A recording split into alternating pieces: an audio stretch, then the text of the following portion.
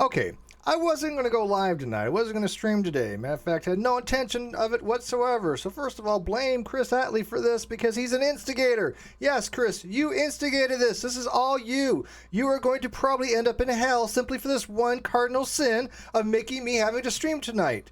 But actually, it's not your fault. You're just pointing. You were just thinking that I should point this out to people. It's actually somebody else that actually is the reason why I'm actually doing this stream tonight. An admin for a group, Atheist and Theist, which is one of those typical, well, basically meme versus moron type group.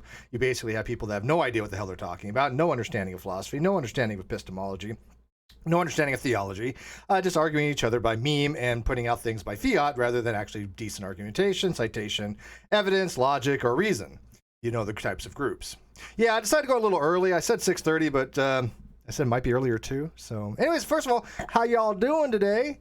Oh God, did I just use Godless Engineer's opener? Oh God, shoot me. Somebody kill me. Okay, it's gonna be one of those days. Anyways, yeah, so I wanted to get online early because this probably is going to be very long, but it was just one of those things that came across my feed where this level of stupid just broke me. Just simply broke me. I mean, there's so much stupidity out there, and there's so many things that we talk about, but every so often you read something, and even in regards to everything we've ever seen on the internet, you just go, what? Wait, what? And so I posted on my Facebook, I posted on Twitter. It's not just me. I think the consensus is this person as an admin is completely, utterly inept, ignorant, and has absolutely no understanding of any of these topics. But there's more. But I'm going to have a sip of my coffee first. So good. All right, so as people know, I get kicked out of Facebook groups quite often, mostly for giving what's called objective facts. An objective fact is a fact that is objective, meaning that you or I both can go look at it and find out it is the true condition. It isn't based upon subjectivity or beliefs or wanting something to be true. It is just an objective fact. If I say 1 + 1 = 2, I can just tell you it's an objective fact, and you can go verify it for yourself. You don't need me or my subjectivity involved in that.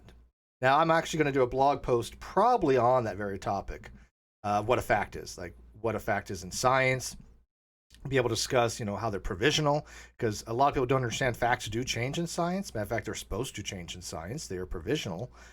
And what it actually means to be a fact. And what's called correspondence theory of truth, how it relates to ontologically, whether you have an instantiation of some kind of token type distinction. If I have like my cup, I use my cup a lot. If I have a cup, then cups exist, right? Why? Because there's actually an instantiation of that cup. That is a correspondence theory of truth, which a lot of people use. Nothing wrong with it. Well, actually, there is, but whatever. That's not going to get into that. But there's a lot of different theories of truth. That's just one of them. I tend to deflationary theory nowadays, but whatever. But the point being is, facts are what we believe to be the case based upon our best understanding, right? So when we say something like, it is a fact, evolutionary theory is true, we are saying that based upon our best understanding in science, it's true. Nothing wrong with that. Could a fact be incorrect? Yes. Could a fact be changed? Yes. When we discover a new condition, then facts change. We once thought there was only 6 planets and 7 planets, 8 planets. All those facts change. When we find something new, the fact changes. The facts are provisional. People think this weird thing about facts are absolute, and they're not. They are, like I said, they're objective in measure, in that we can all go look and say, okay, this is the case. So in this particular atheist-theist group, I gave the objective fact that it is most commonly held that atheism is the belief that God does not exist, right? I think that is well established. In fact, less and less people are even arguing otherwise. It is so well established over the last 2 years based upon things that I put out, things that Ozzy has put out, things that even maybe Cyrus the Skeptic has put out. There's a lot of people who have actually said, yeah, I think it's about time new atheists at least accept that much, right? And they weren't having any of that. They didn't understand what objective fact was. I said, look, man, I'm not even arguing. Well, I didn't say this actually, but okay, I did after the fact to this guy when I messaged him. But in the forum itself, I wasn't even arguing which is a better description. I was just like, this is just an objective fact. But then he booted me, and the reason being is, quote, I was trying to redefine a definition, which is very confusing because I wasn't redefining anything. I was giving a normative usage when I mean normatively, as in most common, and probably what you ought to use if you want to understand it, not prescriptive. Now, there's another thing I'm going to get in from one of my blogs, prescriptivism.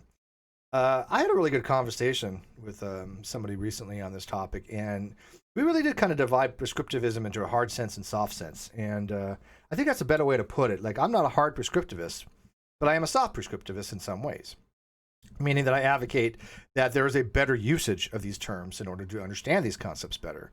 So I prescribe them in that sense, but a hard prescriptionist, what most people would call prescriptivists, say that words must be used this way.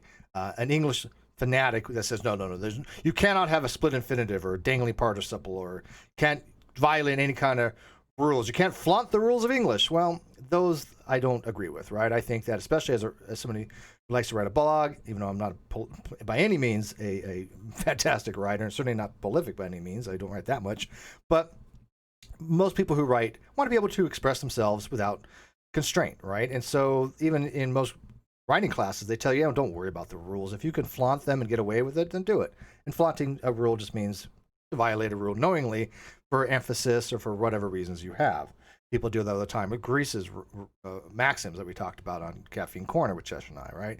When you want to like flout the maxim of quality or quantity, there's reasons to actually do that every so often, right? They're not prescriptive, they're descriptive. But anyways, I know this is getting a long way around this to get to where we're going. But this guy had actually posted something and somebody sent it to me, and I just was like, holy crap, this is bad. This is really, really, really, really stupid. And so I put it on Twitter and Facebook, and I said, before we get into it, I said, so wait, an atheist who claims there are no gods will get removed from an atheist versus theory groups? What the holy F? I don't want this. My last few videos were demonetized, and they were reviewed, and they came back, yeah, not suitable. I'm like, wait a minute here. They weren't even, what was in these videos that were not suitable? I've had far worse that were, I don't get how YouTube does it. I don't. Now, granted, I lost like a whole $4. No big deal. But it's the principle, I think, right? I don't know why they decide that certain videos are just not eligible for monetization when there's just nothing wrong with them. They were like, one of them was like our Caffeine Corner. What the heck was wrong with that we did yesterday, Chesh? We didn't say anything or do anything that was not monetizable. That's ridiculous. But yeah, it was limited, and then I had it reviewed. And by the way, I do think it is an algorithm that does it. I don't think it's an actual person, especially with all the stuff that's going around with the Covfefe system, or the Covfefe 19, I guess we call it now. But anyways, I said, this is the admin who removed me. This is the level of absolute effing stupidity of new atheists. Now, I do think he is an atheist. I don't think he is a theist. If I'm wrong on that, I will be happily correcting that. And I'll be like, okay, this was the stupidity of a theist. But I do know new atheists that kind of exactly feel the same way. So it's really hard to tell the difference, right? And this is one of my points. New atheism is indistinguishable from theism as far as their dogmatic way of thinking. So I will apologize if he is actually a theist. I'll fix that because I fixed my errors on that. But it sure sounds like a new atheist. And from what he sent to me, call me an F-wit, yeah, I kind of think he's probably a new atheist. So this is what he wrote. Now, you guys ready for this? Make sure, are you guys drinking? Because you guys might need to be. It's not rum and coke night, and I'm only having coffee right now. It's good coffee though, but it's gonna break you. I mean, this is serious. Like so dumb. Even you all who've thought you've seen everything is gonna go, what? So this is what the admin wrote in his group. Okay, ready for this? Paul Grace, admin, 4 hours ago. We're just going to clear about our definition of atheist, which we took from OED version 2. I don't know what version that is. I don't have it. I'm not quite sure. I do know that Oxford, the Learner's Dictionary, does not have what they say it has. But it's irrelevant. It says a person who lacks a belief in God. Okay, some dictionaries do that. But the reason being is that is something that is true for all atheists. I don't think anybody denies that. But that is a necessary but not specifically a sufficient condition for what philosophers call atheism, which has been long since established. That's, again, not even something that's argumentable, I think. But it's kind of funny that he kind of cherry picks the OED, Oxford Encyclopedia Dictionary, which is one of the very few dictionaries that is actually diachronic. It isn't a synchronic dictionary. It actually gives information over time, how history of the words changed.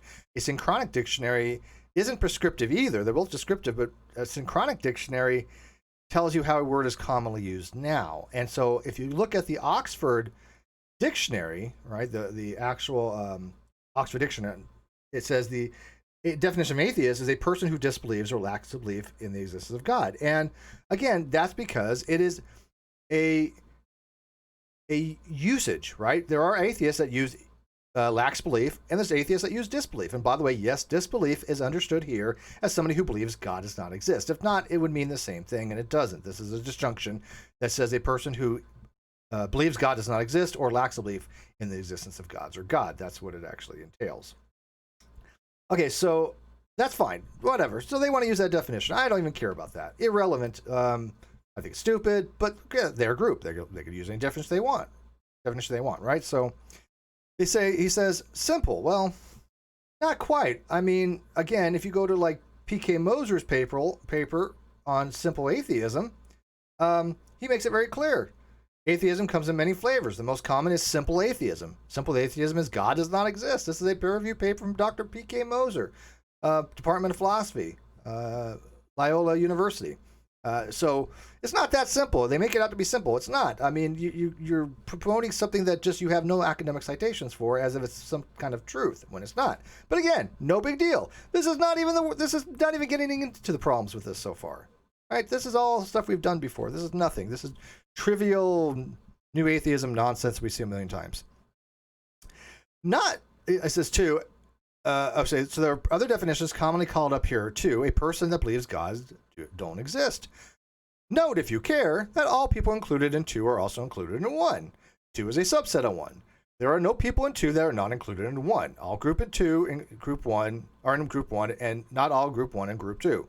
1 is all inclusive, 2 is a subset. That is actually correct. Yes, he actually gets that correct. However, there's a problem. Okay? He goes on to say, we choose to use definition 1 because the most general term is true for forms for all atheists. Okay, well, if that's the case, then to be consistent, you would have to define theism as a lack of belief that God doesn't exist, right? A person who doesn't believe God does not exist, and that's not a double negation. And anybody who doesn't have a belief that God does not exist would be a theist, because it's all inclusive, right? All who do not believe God does not exist also fall into those who believe God does not exist, which would be theism.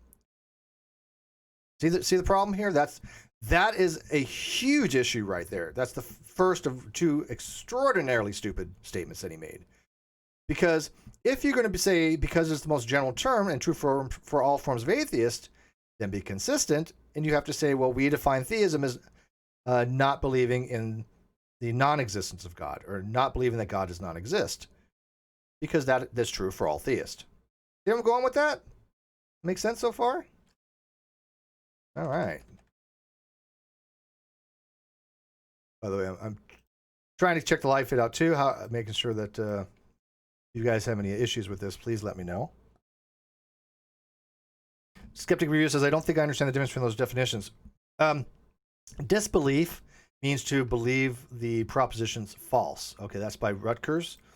If you go to Rational Belief 1 from Rutgers Philo 101 course, it's very clear that disbelief, if you conclude that a proposition is false, then the appropriate attitude toward that proposition is disbelief. So when you see disbelief in a philosophical context, it's actually saying that somebody believes in the negation, right?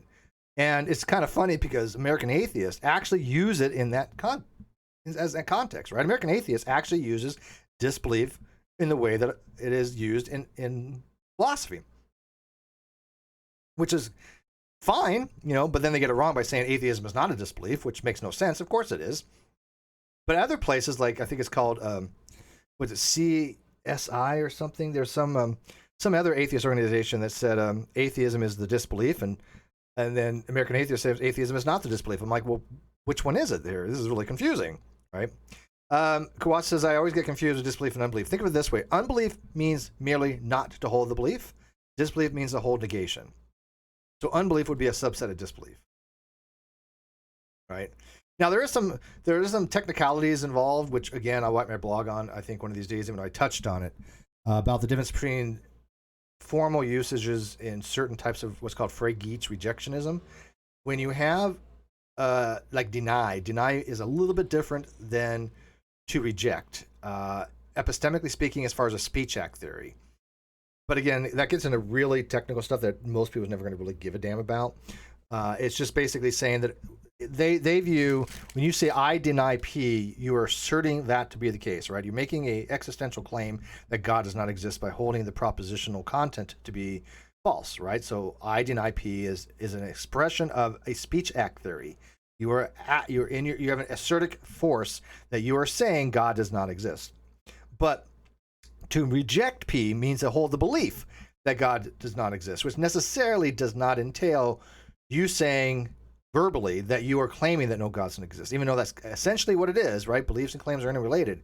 But there are instances, for example, when you have what's called an autobiographical assessment, I can say, look, somebody says, hey, Steve, do you believe in God? And I say, no, hypothetically, this is not the case, but let's say, Steve, you believe in God. And I say, I believe gods don't exist. Well, you made a claim. Well, I'm not asserting it to you, right? I'm not making it with any assertoric force. I'm giving you an assessment of my dosastic state. That's all, right? So there's a little bit of difference between deny and reject as far as the assertoric force. If you get into what's called, like I said, Frege's rejectionism. But again, I don't think anybody really gets that to be that important. I don't really care if somebody says deny or reject. In that case, I understand the difference, but for the most part, nobody really is going to care. It basically is the same, as long as you realize that both of them do deny the proposition, right? Both of them do accept negation. Whether you accept there's a assertoric force or not, it really doesn't matter. But anyways, let's go on. So you can see here that he automatically has a double standard, right? Because a theist could come in and say, hey, I use that same definition for theists. If you don't hold the position God does not exist, you're a theist. This is very basics for my my WASP argument, right? My weak atheism special pleading argument, which is still unassailed. It is that you have to at least allow for the possibility of a theist to define it that way, or you are special pleading. It is an if then else argument. And it's funny because the other day on Twitter, somebody was like, well, I just don't accept your premises. I'm like, okay, and what do you want me to do about that? So you don't accept the same thing that everybody else does. Even people that don't like this argument at least accept, like, weak atheism is logically generally held as not BP, right? I mean, that's pretty standard. That's ubiquitous. I don't know anybody who would ever argue about that except for this guy. I'm like, okay, you don't accept that. Look, I don't like the usages. I don't accept the usages of strong and weak per se. I don't think they're that great, but I know what they mean in discourse, and I'm able to work with them logically. But he didn't even have that, and he's like, well, I don't accept your premises, therefore your argument doesn't work. It's flawed. I'm like, that's not how you assail an argument. If you don't accept my premises, you haven't demonstrated the argument's flawed. You just haven't accepted it. You haven't been convinced by it, but that doesn't assail the argument. And that's what I find happens all the time, especially with new atheists. They think they've assailed these arguments when they just say, well, I don't believe you. I don't accept your premises. If you don't explain why you don't accept the premises, then you haven't done anything to assail the argument.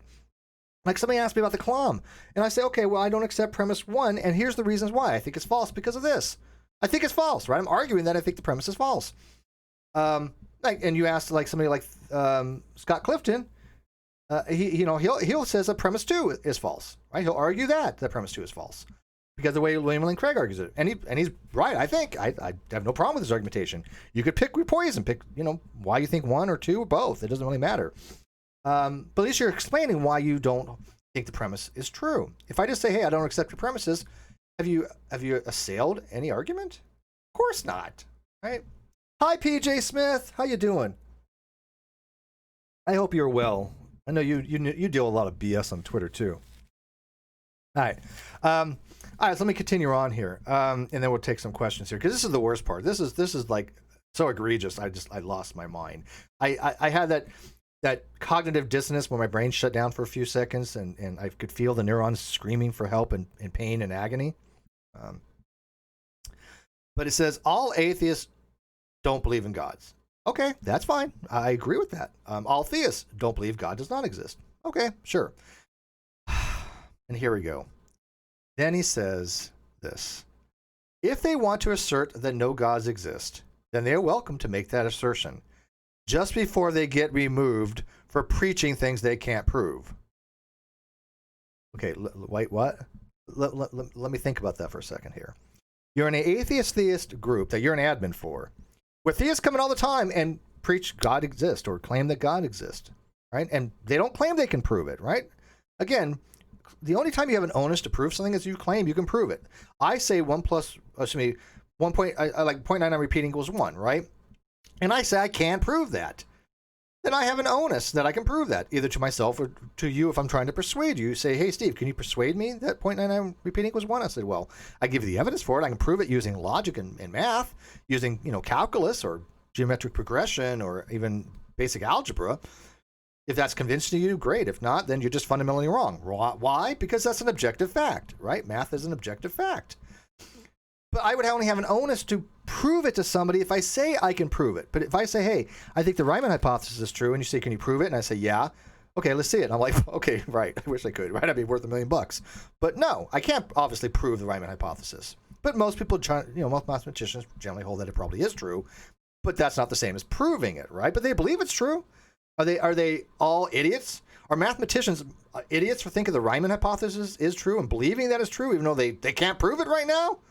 Matter of fact, what was the one that the Italian mathematician proved? Was it Fermi's last theorem? I think. Was that the one that he won a Fields Medal? But a lot of people felt that it was true, but he actually proved it, and he actually basically had to come up with a whole new math to do it. What was that? I think it was Fermi's last theorem, wasn't it? Yeah, I'll look into it. But anyways, a lot of people believe stuff. Yeah, it was Fermi. Yeah, it's Fermi's last theorem. Fermat, not Fermi. Fermat. Fermi was a physicist. Yeah, I mean, that's the whole point of theism, right? Theism is people that believe God does not exist. So what does he do? He kicks all the theists out of the groups? And then anybody who believes that God doesn't exist, he kicks them out too? So what are you left with? Agnostics? I mean, I don't understand this. I mean, is he literally saying that just because somebody says God does not exist, that's preaching? Well, no, that's not necessarily preaching. But I know a lot of atheists that hold the position that God does not exist. Are they not true atheists to this guy? I mean, help me understand this. I'm losing it here. This is like one of the dumbest things I think I've ever seen anybody ever say. In God knows how long it's been, to say that, look, if you come into this group that is atheist versus theist and you make a claim God exists, or you make a claim that God does not exist, we're going to remove you. Yeah, you're left with an echo chamber. Thank you, Icarus. And that's what I said. I even said, I'm like, I was on my Facebook, I'm like, this is what an echo chamber looks like. This is basically all you're doing is eliminating anybody who disagrees with you and saying, okay, we're just going to have people sitting on the fence. Oh, yeah, thank you. By the way, I do have my own group, which we don't deal with this kind of nonsense. We actually explain to people how to point out this kind of nonsense. If you're on Facebook, and I know a lot of people aren't, don't blame you. But go to the video description, and you'll find the Great Debate Community on Facebook, and you can come join. But yeah, we have much better discussions because we don't deal with this kind of nonsense. This is ridiculous. And again, people ask me, why do you get a new atheist? You're a non-believer, Steve. Yeah, because I want new atheists to not be so goddamn stupid. I mean, they're in the same camp as me. I don't want to be in the same group of these people that think rocks are atheists. I don't want to be in the same group of people that think that, oh, you say God doesn't exist, you're gone. What? Most of my audience are atheists that believe God does not exist. And you know what? They can make their burden and justification for it. They've actually thought this out. They're not this fruit on the ground people that are doing memes for morons kind of stuff. But that takes a little bit of study and knowledge and reading and practice. So if you want to go into these groups and just, throw a meme around saying, you're wrong because of this, then you're, okay, but that's not what we do in the Great Debate Community, and that's certainly not going to defeat anybody's argument. But when you tell somebody like me, when I say, hey, look, I'm just giving you an objective fact. I'm not saying, one way or another whether God exists or not. But you remove me because I don't know what objective fact means? Really? I think you might be mistaken on that. I mean, that's one of the same problems Aaron Ra had. He didn't understand what facts were very much either in one of his discussions with that Baptist preacher. Was it Dr. John something or other? I always forget his name. I don't know why. I apologize. I don't know why. I've watched that debate so many times, or discussion. It wasn't really a debate. And Arendt got nailed. Even Anthony Magnabosco was just sitting back going, oh, stop, Arendt, just stop. Because these are really difficult topics a little bit if you have no interest in them, or don't want to learn them, or, it's just not your thing. But why argue with somebody who actually bothers to read them like an actual philosopher, right? I mean, this guy had a PhD in philosophy. Now, did I agree with him on other stuff? No, he's a young creationist. I think he's absolutely wrong, clearly. But in his philosophy, he was actually spot on pretty well. And so one doesn't mean that you have any understanding of the other, right? I mean, just because you have a PhD in philosophy doesn't make you some great biologist. Admin Morgan, $2. They're left with a group of only rocks. Well, no, because rocks would all be atheist, right? According to them. By the way, there would also be theist as well, which, again, they can't figure out. If you want to call a rock an atheist, then a theist can call a rock a theist as well by the same argument. This has, again, been proven using classical logic. Kawasa, 10,001. He's the, quote, I believe only proven facts type, so obviously he can't accept a definition of atheist that, quote, believe there are no gods. He's an atheism is not a belief, is a fact guy. Yeah, and I've seen that before, Kawasa, and as a matter of fact, more so than usual. I've seen a couple people argue, mostly on Facebook, that they'll only accept something that be proven. I'm like, that's actually logical positivism, right? Which went out in the Vienna Circle back in the 30s. There are some problems with that. One, it adheres to what's called the verification principle, which is, I think, self-refuting. But more so even than that, we all accept things without proof. And we all accept things without evidence. We all accept things that we do not or cannot even be proven, right? I mean, let's say, like, for example, like the Riemann hypothesis, for example. We don't even know if it can be proven or not. But most mathematicians believe it's true. Are they unjust to do that?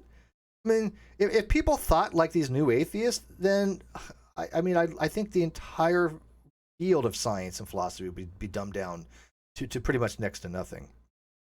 Wiz says, okay, as dumb as this is still not as bad as atheist Republican memes. But here's atheist Republican memes are just that, right? Memes, and they kicked me out too.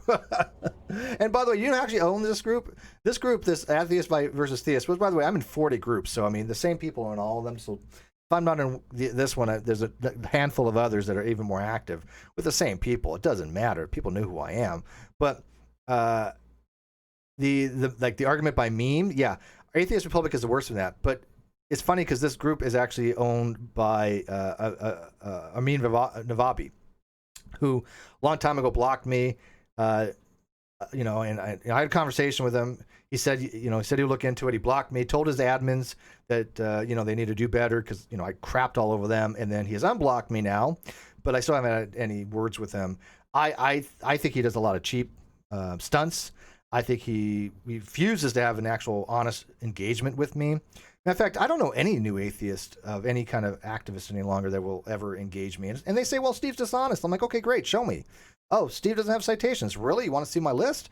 Oh, but what's funny is behind the scenes, and again, take me at my word, I don't really care. But I can tell you right now, I know people have told them, and this goes to Matt Dillahunty and Aaron Raw and other people that are atheist activists, that my arguments are sound and valid. They don't see any problems with these.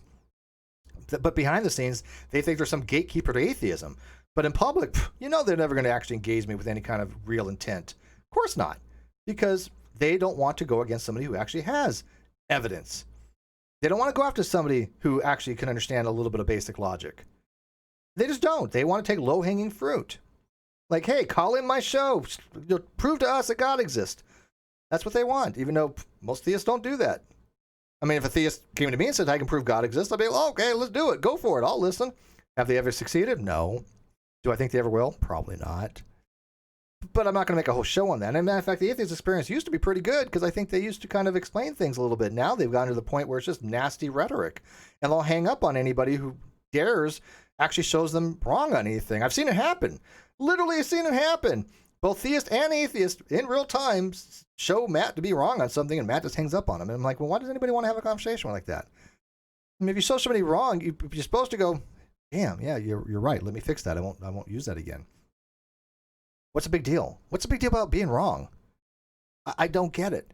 I mean, yes, okay, sure, they have an image, but isn't it better for somebody who has an image to go, yeah, you know what, I did get that wrong. Let me correct that so we can tell our, our friends and the people that watch and the subscribers and the Patreons and the members who join correct information, because isn't that what it'd be about? I mean, if somebody can show that my arguments are flawed, I will stop using them. I'll go, hey, this person, did a great job. Bingo, this is what I've been looking for. Let's not use that argument anymore and go to another argument. What's wrong with that? Right? And especially if they could, they probably would. I mean, this is not arrogance. I know it's going to sound this way, and I do apologize. It's not. But if they could actually show me wrong, they will actually, I think, get some feathers in their cap, mostly because of the McCrazies or whoever. But I mean, there's a lot of people that want to see me shown wrong in these arguments. They have for years. That's what started a lot of this stuff, is that they butchered their logic. They butchered their arguments. They were told by actual logicians and philosophers that they were wrong, they couldn't handle it, and they've tried to go after me ever since by character assassination. Yeah, so. Science Enthusiast said, Steve showed me I was wrong and I accepted evolution and still had my faith. I remember that, and very well, actually. By the way, we will hang out more. We definitely got to get you back on, Wayne.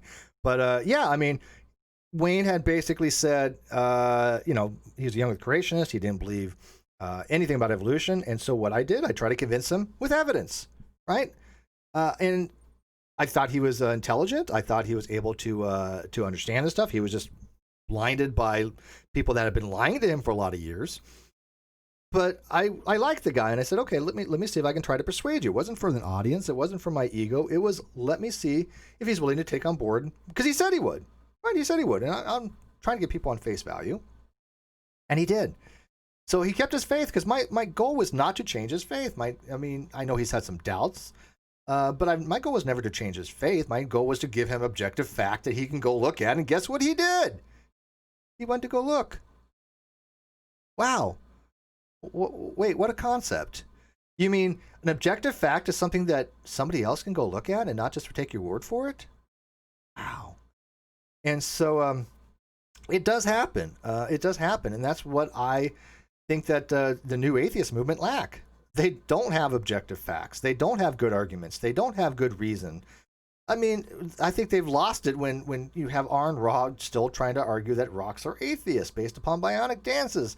Nonsensical arguments. Now, I will say they're logical if you use her framework, right? If you use her framework, sure, it's consistent in the logical system, but that doesn't mean that it's inherently logical and definitely not rational.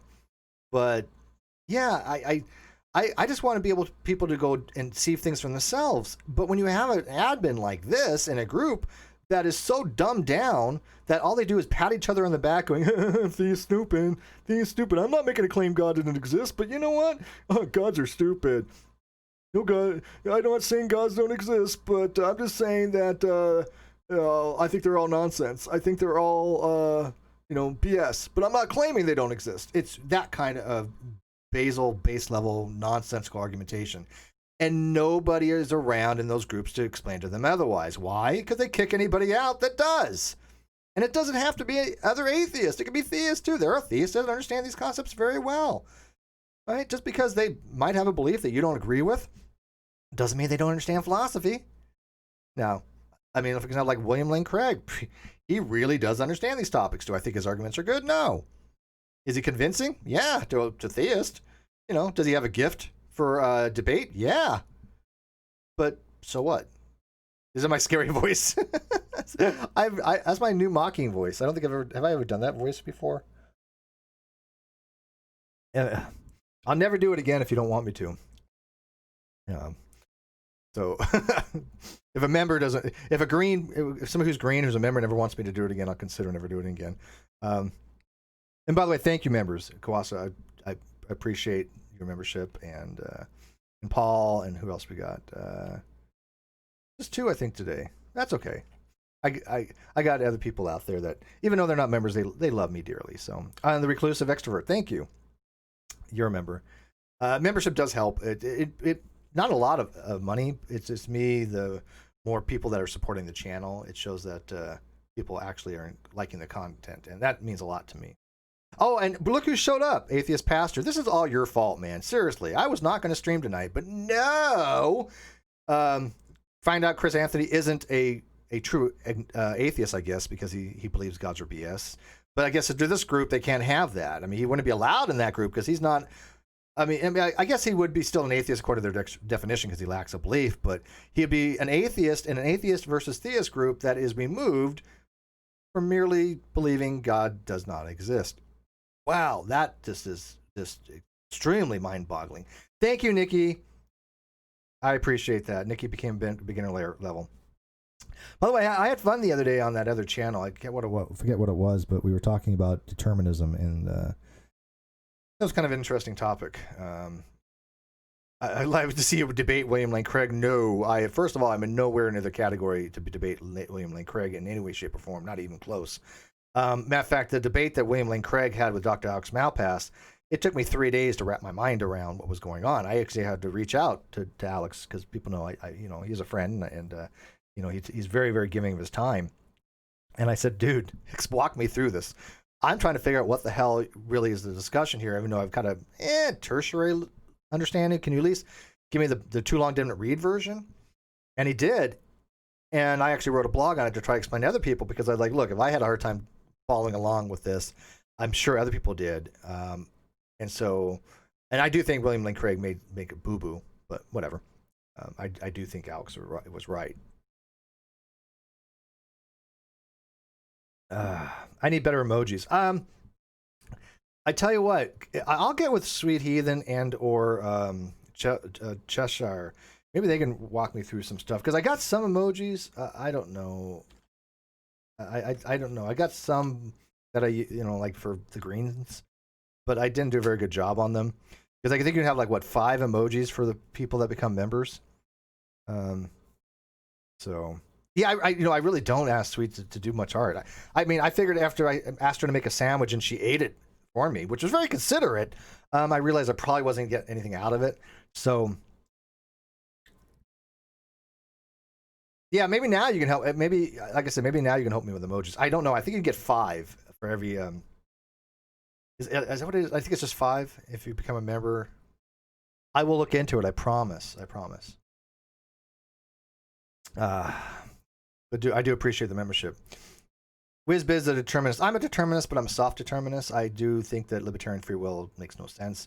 I also believe in dosastic involuntarism to a point, but I also believe that because your mind is still making the decision and then kind of letting you know it's still you. It is yourself. So you still can choose, but it's not an absolute free choice. And if all conditions are the same, ceteris paribus, that you're always going to change the same thing. Always. And so I can't imagine why you wouldn't change. You wouldn't choose one thing every single time if all conditions were the same. Right? I don't understand what would be the eliminating factor to say, oh, I'm going to choose something else under the exact same conditions. Right? I find that to be an untenable position. Yeah, no, hey, Sweet, no, I don't blame you. You can, hey, you make it, you can eat it. Wasting is a sin. I don't want you to sin. And I'm sure they're really good. And I really do like sandwiches. But BC Randomly, thank you for becoming a member.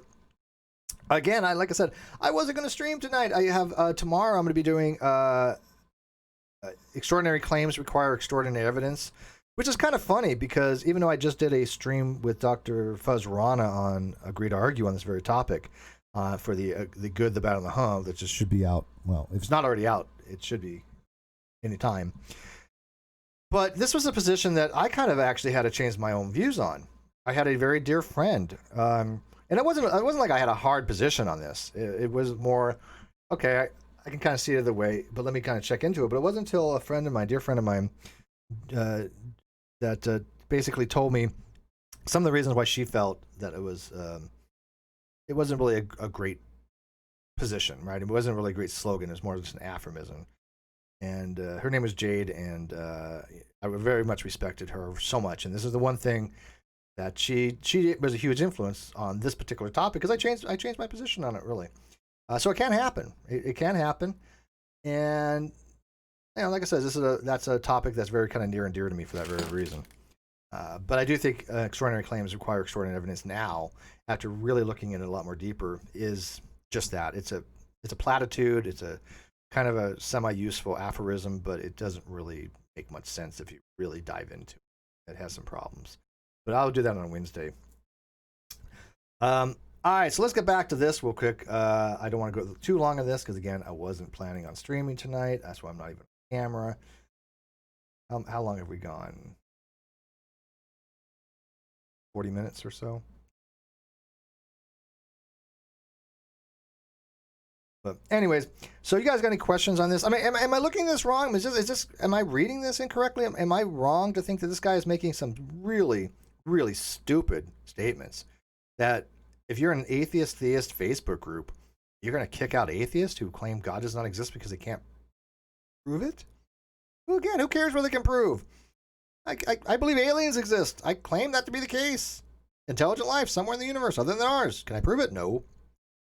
Okay. I mean, people that assert, no, I want to say it's holographic principle. That's not provable, but it's established. But how about,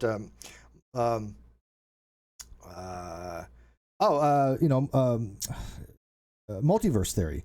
Multiverse theory is not by definition provable, right? I mean, we're spatial temporally locked from second, third, fourth level multiverses.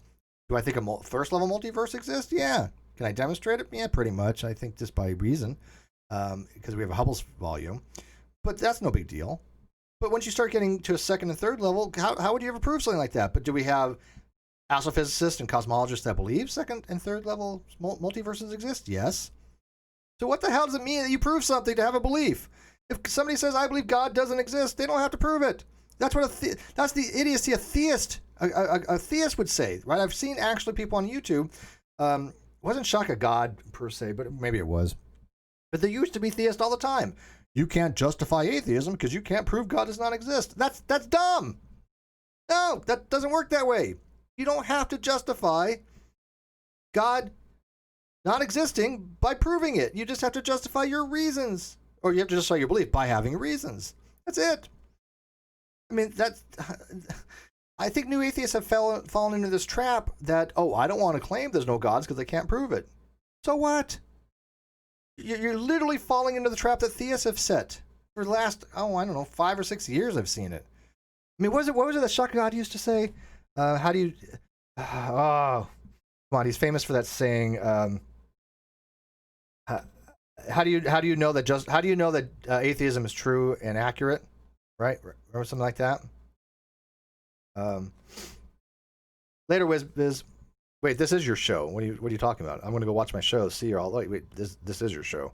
I'm doing this for you, man. That's all for you, Wiz. But no, thank you, buddy. Rez says, I would argue that the fact that we are here is proof enough to say is mathematically near impossible that intelligent alien life does not exist somewhere out there. Yeah, no, look, when people say, well, why do you believe that alien life exists? Yeah, you're right. Probabilistically, I would do the same thing, Rez. I would use the Drake equation. And based upon the fact that life seems to want to exist, life finds a way. And now we just found, phosphine gas on Venus, which indicates some kind of metabolic pathways existed from some kind of biological material of some kind or possible life. That's pretty impressive, right? And we also know that, xenophiles exist, so we know bacteria can exist in the most harshest conditions, surviving on iron and lead and sulfur or whatever. I mean, I don't think it was lead, but I know they can find something to do on sulfur.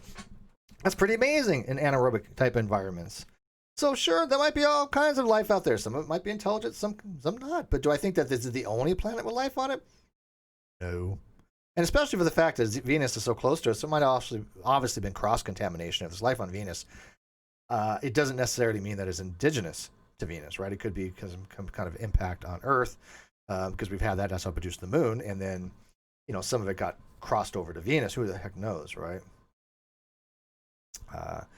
But anyways, what are your guys' thoughts on this before I kind of wrap this up? Because like I said, this isn't going to go very long. I will be doing the extraordinary claims tomorrow, I think. We're not doing over and under for a fortnight. Yeah, that means 2 weeks. I know. Who uses it? Whatever. And then I think, this Friday. Guess what we're doing this Friday? We are going to read the official transcripts from the last hearing with Judge Gale and Scotty Lee Forbes. Yes. Yes. And by the way, those transcripts, not cheap. Not cheap. Yeah, they're about $10 a page, and I think there's 24 pages or something. So it's not cheap. So if somebody else wants to get the transcripts, shell out some cash, but we will have them by Friday, and they can be made public. But as far as I know, we're the only people that are going to have a copy of the transcript that quickly. I mean, maybe somebody else might be, but we got it expedited. But we might have it by Thursday. If we get them by Thursday, we'll do it Thursday. So, but I don't think we're going to get them until Friday. Human politics. Hey, Steve. I hope you're doing well. I am doing amazingly well. Things are coming to fruition. Things are starting to get resolved. Everything that I've been saying for the last year and a half has been shown once again to be the case, and I'm quite happy with that. I mean, I think this is going to end very, very, very well, to say the least. Yeah, $10 a page. I ain't even joking, dude. It was a very expensive to get a 3-day on it. But like I said, I still don't think we're gonna get them till Friday. I'd like to do them on Thursday. If we get them on Thursday, we might be able to arrange. No way it can be sooner than that. But as soon as I get them, then we'll have it. So. What else you guys got? What other questions you got? First, like I said, let's wrap this up first on this atheist versus theist group. I mean, would you guys agree that this is the antithesis of how I want the Great Debate community on Facebook to be run? This is the antithesis of what critical thinking is. This is the antithesis of somebody who's claiming to have understanding these topics when they clearly don't. Let me know what you guys think about that, because this just blew my mind. And it's so funny because I talked to some of the other admins, they didn't seem to care. I offered one to come on. I don't think he's going to, but he could, maybe. But at least you guys know what's going on when I'm talking about these people being so freaking ridiculous.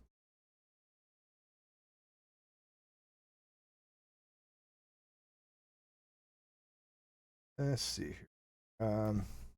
People that have been messaging me, I will get back to you. I can't get back to these messages right now, so do it in the live chat. No, he says, Swindle says, no, I have not need to prove God's non-existence any more than I would require to prove that a teapot is not in orbit between Mars and Jupiter. Bring evidence and I accept it. First of all, that's kind of a weird understanding of Russell's teapot, which, by the way, he never draws an inference from. But you don't have to accept anything. Nobody gives a crap what somebody accepts or not. If I say, hey, look, I bought a dog today, Swindle, and you say, I don't believe you, I'm like, okay, I don't give a crap, and I move on to bigger and better things. If a theist says, I believe God exists, or claims God exists, and you say, well, I don't believe you, the theist would say, okay, whatever. And he should go find somebody of more importance to have a conversation with. Why do we care what somebody doesn't accept? I don't understand it. They do nothing to add to the conversation, especially when that may not be the position they have, right? Most of the time when I kind of get involved with a discussion with a new atheist, and I mean new atheist TM, not as in new as in like fresh, but a new atheist trademark, which is just a pejorative type thing for new atheists that use very crappy argumentation methods. But I find that they actually believe there are no gods. They'll say, look, all gods are BS, but I'm not making a claim, or I'm just don't have a belief, or I don't accept. Nobody cares what you don't accept very much. Now, do you have a burden of proof on that? Yes. Well, what do you mean? How do I have a burden of proof? Because if you land on a position of suspending judgment and you don't affirm nor reject a proposition, that to be rational where you landed requires some kind of reasoning, and that is your burden of proof. Simple as that. It's not that difficult, but it does require one. And so, a lot of people don't understand. People that do suspend judgment, the actual agnostics, to say, look, man, I don't take a position on this proposition of God existing. I don't believe God exists, but I don't believe God does not exist. Okay, great. But why would you want to be lumped in with the people that actually believe there are no gods? Right? I mean, sure, it is true that all atheists don't believe God exists. Okay, sure, but all theists don't believe God does not exist. So what's the point? All weak atheists are weak theists. They're synonymous in that regard. Ostensibly, they're the same logical position. I've literally proved this using logic. So why would I want to be called something that doesn't really reflect my position. Like for example, let's see here, Sweet Heathen. I'll just use her because her last name I saw. You know, she believes gods don't exist. Well, okay, then why would she use a term that doesn't apply to me, you know, or me to her? It just seems like I can muddy the water. Let's see here. Aspie Man says, an atheist doesn't believe in God or divine being. However, an agnostic neither believes nor disbelieves in a God or religious doctrine, from dictionary.com. Yeah, and it's not necessarily religious doctrine. It is, but yeah, I mean, I get the gist of that. But sure, an agnostic neither believes nor disbelieves. Yes, that is true. Swindle says, I learned about the natural world through evidence, not beliefs. What? You might want to rethink that, because we all have beliefs. We all have things we hold as true. And by the way, you cannot have knowledge without belief. By saying you don't have beliefs means you have no knowledge. You are literally telling people you have no knowledge, which is fine if you're a skeptic. If you're an actual, and I mean an academic skeptic or a Pyrrhonian skeptic, the type of skeptic that says knowledge isn't even possible. If you believe knowledge is not possible as an academic skeptic, or you believe that we don't even know if knowledge is possible or not as a Pyrrhonian skeptic, okay, that's consistent, right? And there are people that don't think knowledge is possible, and they have no knowledge, and I get that. I am not one of those skeptics. I believe knowledge is possible. But in order to have knowledge, you have to have beliefs, because beliefs is a prerequisite. Knowledge is a subset of belief. So Swindle, you don't believe the theory of evolution? You don't believe that you exist? You don't believe that I exist? You don't believe 1 + 1 = 2? Those are beliefs. Beliefs can be true. Beliefs can be false. Now, if you really want to get into like some more confusing stuff, you can ask the question, well, what's the benefit of having justified true belief over knowledge? If it's a justified, assuming not justified true belief, a true belief over knowledge, what's the difference? What's the advantage, right? And it's called the swamping problem, because there's no more value added to say I know P as opposing to having a true belief, right? If it's true, it's true, and why does it matter if it's justified or not if it's true? I think it was Dr. Linda Zabesky, who wrote about an espresso maker for reliabilism. This is not justified true belief, by the way. This is reliabilism. But she wrote, if you have two espresso makers and they both make a good cup of coffee, but one of them is unreliable, but they both made you a cup of coffee, is the value of the coffee that tastes any different from the one that is unreliable from the one that is reliable? No. Right? Clearly, they're the same cup. It's exactly the same kind of coffee. It's not going to be any different. It doesn't add any value to it. Swindle says, I would be agnostic if I stated that I can't be sure whether God exists or not. Where are you getting that from, Swindle? What does surety have anything to do with any of this? It just doesn't. Nothing requires surety. Knowledge does not even require certainty. There's a couple different versions of knowledge. One of them is called a weak case condition, or weak acceptance condition. And the weak acceptance condition is knowledge does not require certainty.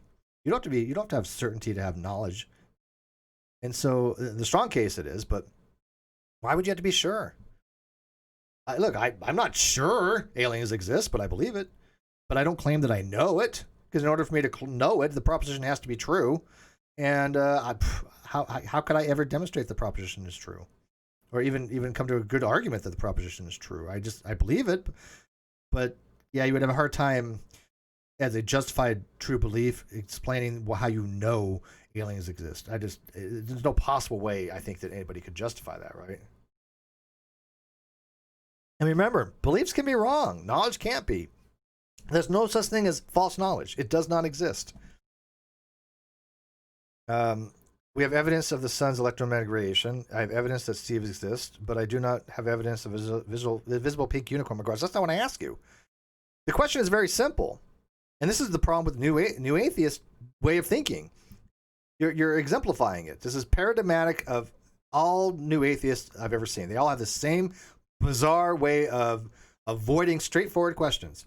Swindle, do you believe that I exist? It is a straight yes or no question. There's no ambiguity there. Either you hold the belief that I do, or you don't have that belief that I do. That is, I call it a dichotomy.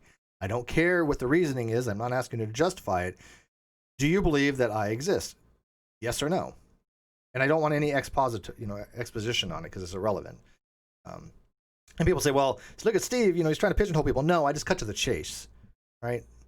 I mean, you can have expository afterwards, but I just want a simple yes or no question. If people ask me simple yes or no questions, I'm going to give them a simple yes or no answer, and then I might explain it, right? These are not complex question fallacies. These are simple, direct questions. You either believe that I exist or you do not believe that I exist. And by the way, I wrote a blog on this very thing called The Problem of Non-Believing, because this is a weird phenomenon that people do not believe that I exist. I have seen so many people not believe that I exist that I had to write a blog on it. That's weird. That's just straight up weird. But it still holds true. And by the way, I got to tell you guys, I really kind of miss these free-form things. I don't do these very often. Don't get me wrong.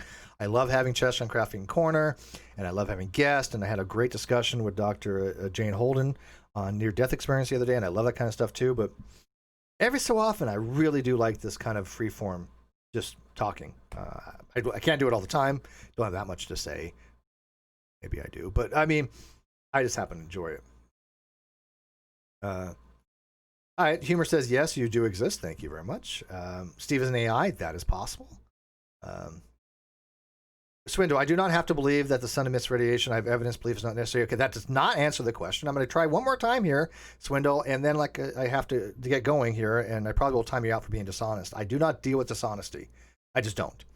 Okay, and my audience does not deal with dishonesty. I'm not trying to pigeonhole you. I'm not trying to railroad you.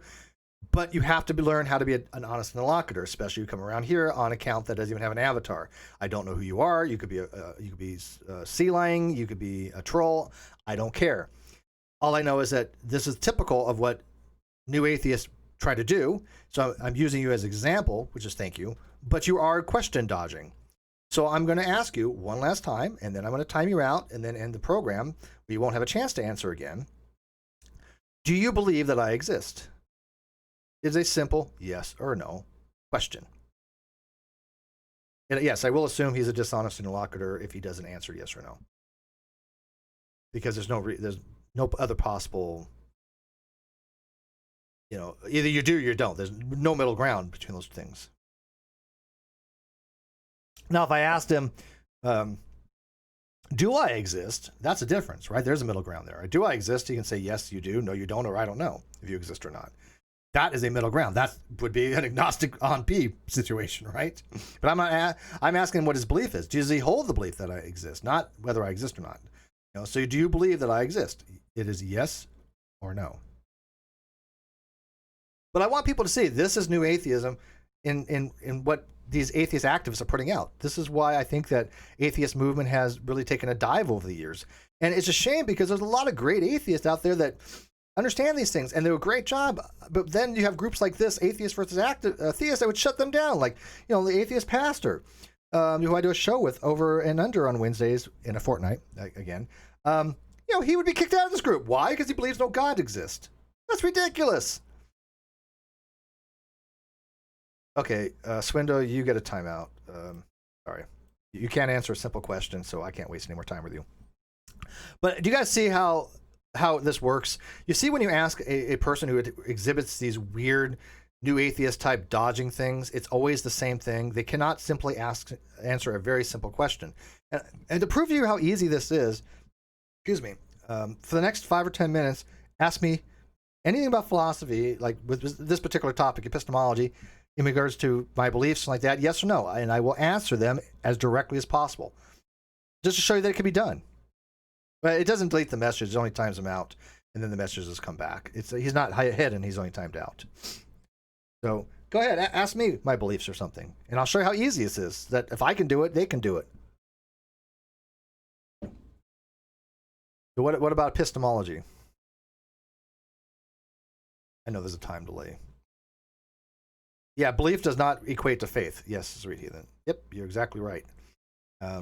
Now, beliefs can be based on faith, and we all have blind faith commitments, right? The fact that we accept that the universe and reality is real is a blind faith commitment. It's a properly basic belief, but it's still a belief, and it's based upon blind faith. I mean, because we have no evidence either way. Nothing wrong with that. Nothing wrong with having beliefs on blind faith. Now, theists will say, well, I have blind faith God exists, or I don't have blind faith God exists. First of all, yeah, blind faith that God exists is not a properly basic belief. I think that the way Plantinga describes it is a basic belief, maybe, but it's definitely not proper in his Reformed epistemology. But a lot of theists will say, "Well, I'm not basing upon blind faith. I have reasons for my belief." Okay, well, that's fine. Then at that point, I don't think it's blind faith either. It's still faith, but it's not blind faith. If a theist said, "Hey, look, I think God exists," and I'm like, "What's your reasoning?" "Oh, I have no reason. It's just a properly basic belief." That is blind faith. Exactly what it is.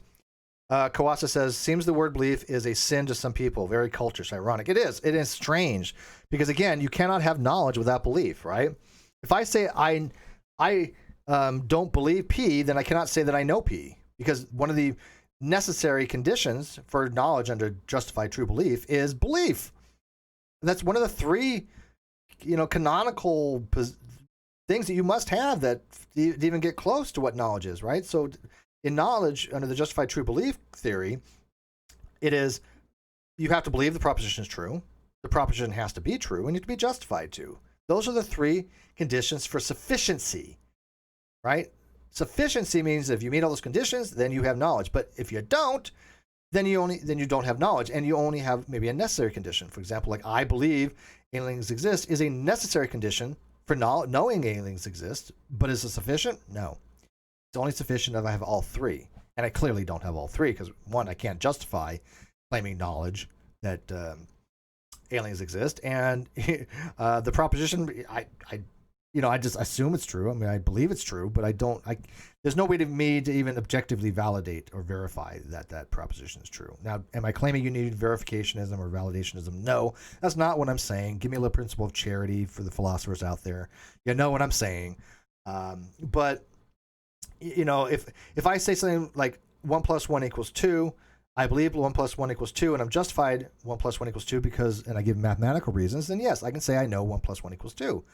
But there might be people that claim, hey, 1 + 1 = 2, and I was like, well, why does that equal that? Oh, I have no idea. I was told that by my third grade teacher. Are you really justified? Well, you might be relying on her because she was an expert. Okay, but if I say, well, why do you believe 1 + 1 = 2, and they say, well, this leprechaun, he kind of told me that it was, and I figured, why not believe it? That's not a rational belief. At that point, you don't know 1 + 1 = 2. Sadly enough, that's how knowledge works. Icarus says, philosophically speaking, why does Spain have the same time zone as Germany? Because the Earth's not flat. Let's see. Nobody has any yes or no questions? Because I was going to demonstrate to this guy and to everybody before I end this how easy it is to answer very simple questions. You don't have to dodge questions. As soon as you're dodging questions, you don't get very far. And I don't tolerate it, and my audience doesn't tolerate it. Min says, I think that they conflate belief with faith. Most atheists do not like the word faith. Yes, that's exactly what we're saying. And it's weird, and it's a shame, and is epistemically stupid. Okay, Outdone has a good thing. He says, I believe 1 + 1 = 2 because when you type into a calculator, that's what happens. Yeah, that's called reliabilism. You're relying on the calculator, which you know, well, I should say, I'm going to say belief here just because it's convenient. That you believe holds the ability to accurately give you correct calculations, right? You think it's reliable. That's your reasoning. That's your reasoning why you think 1 + 1 = 2. You would be okay with that, right?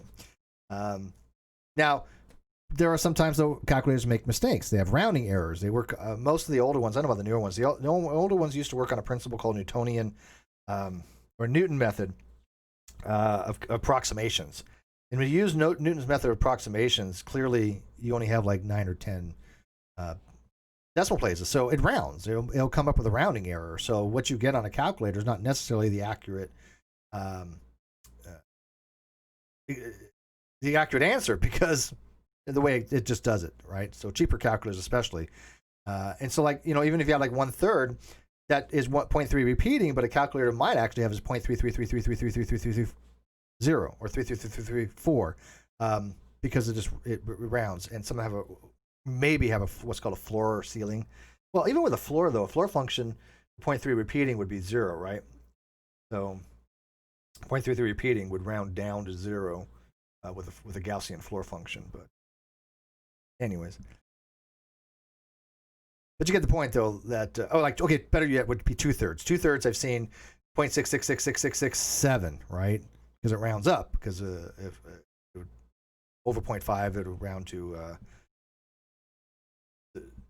0.05, I guess it would round the next 0.1, and then 0.6 plus 0.1 would be 7, or whatever it is to your decimal place. So I've seen those rounding errors, right? C. McCrae, yes or no, Puck is best boy? Yes, Puck is best boy. Yes. Well, actually, that is not a yes or no question, Helios. That is a trick question. I see what you did there, Helios. That is not a yes or no question. That actually could be, I don't know, right? Now, a yes or no question would be, Steve, do you believe Puck is best boy? There you go. That would be yes or no. And by the way, no just means that you may not have a position on it. No could mean I either abstain from saying Puck is best boy, or I believe Puck is not the best boy. But you guys know I don't believe Puck is not the best boy. So really, it's only two options. Either I believe Puck is the best boy, or I don't have a position either way. But your question is not a yes or no question, Helios. I caught you, man. I caught you. Okay. And Puck is best boy. The reclusive extrovert, 5 divided by 0 equals 5, because Anthony Riley says so. Yeah, well, yeah. Wait, was it Anthony Riley, or who was it that thought that negative 10 to the negative 17th was a negative number because it had a negative exponent? I mean, the level of just dumb. Icarus, do you believe that aliens have DNA? Ooh, that's a good question. I believe that some probably do. I do not believe that all aliens would have to have DNA. They could be RNA, right? There's RNA-based life. But there might be types of aliens that have no relationship to the way life is on Earth through carbon. And so it doesn't necessarily have to be aliens have some kind of DNA, single strand, double strand, or even RNA. But do I think it's more likely? Probably, only because I mean, the way I look at it is life is so ubiquitous on Earth, and it just seems to want to exist. Life is so hardy based upon, laws of chemistry here, that if it exists here, it pretty much should exist in a similar capacity anywhere. And why that is a really good question, right? Do I think it's an argument for some kind of grand design or intelligence or God? No, not really. But it is not something that we just trivially dismiss either. Godless Come, I do believe that uni is full of shit, yes or no? Let's put it this way. The answer is not no. Yeah, I don't think he's ever got anything right, Godless Scummer. It's just bizarre how much stuff that dude actually even does get wrong. And weird, too. I don't even bother with the crap that he says any longer. I don't care. People are like, hey, uni said this. I'm like, who? Because look, if they haven't figured out by now, he lies about everything. And by the way, he doesn't call it lying. He calls it joking or playing around or trolling. We call it lying. I'm sorry, but because it is lying. But yeah, why would you, if everything that came out of my mouth that you could demonstrate was completely wrong, if I said 1 + 1 = 5, and every time I talked about math, I was completely wrong, why would you believe me when I say 0.99 repeating equals 1? Or why would I believe me when you're watching one of my Calc 2 videos? Why would you believe me when I'm trying to explain the Taylor series? You wouldn't, right? I mean, it's just everything I said was wrong. Oh, but I'm just kidding. I'm just joking. I try to convince you that 1 + 1 = 5 for years, but I'm just joking on that. Yeah, it's ridiculous that some people still believe these idiots. Brad says, I'm hoping we find some kind of non-carbon life before I die. It's so funny. I was just talking to this with somebody. Was it Sweet? I think I'm pretty sure I was talking to Sweet, because I really don't talk to many people anyways. But I was telling her, I was like, my luck is that I'm going to probably die the day before alien life is discovered. That's really what I think is probably going to happen.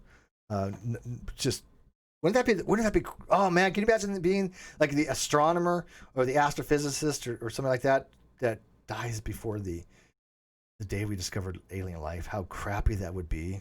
I mean, you wouldn't care; you'd be dead. But still, that's just the luck, right? Helios, never mind that I use the word opinion along with objective fact. Those are totally not mutually exclusive. Absolutely. And that's a good thing you pointed out, because again, I'm going to probably write a blog on that very thing, Helios.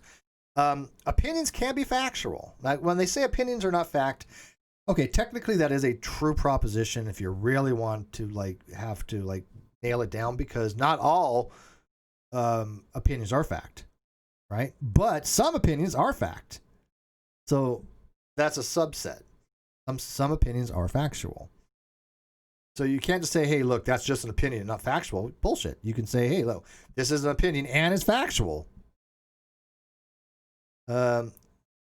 Cheshire says Steve confuses Cheshire and me. I'm sorry, Sweet Heathen says Steve confuses Cheshire and me all the time, just like half the community.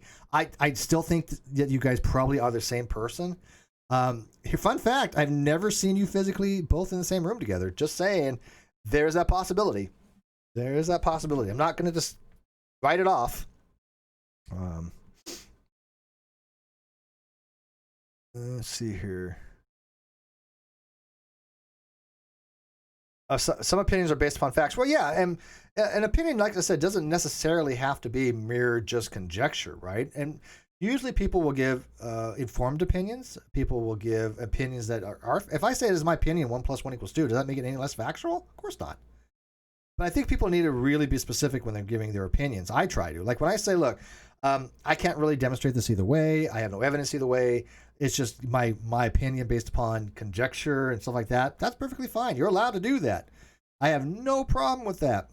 But the issues I have with that is, one, you change your position when you do get some more information, or else you are dishonest. Or you present that as fact. Or you even imply that it is. That's a problem. Remember, Simon Jackson says you have seen them on the same stream, though. Steve, have I? Are you sure about that? Do you not know that you can have different cameras with time delay and pre-recording? Yeah, I mean, I'm telling you, they're sneaky. Okay, Sweet Heathen and Cheshire are very sneaky. They could have pre-recorded something, put it out there, perfectly timed answers. Yeah, it's possible, man. It's possible.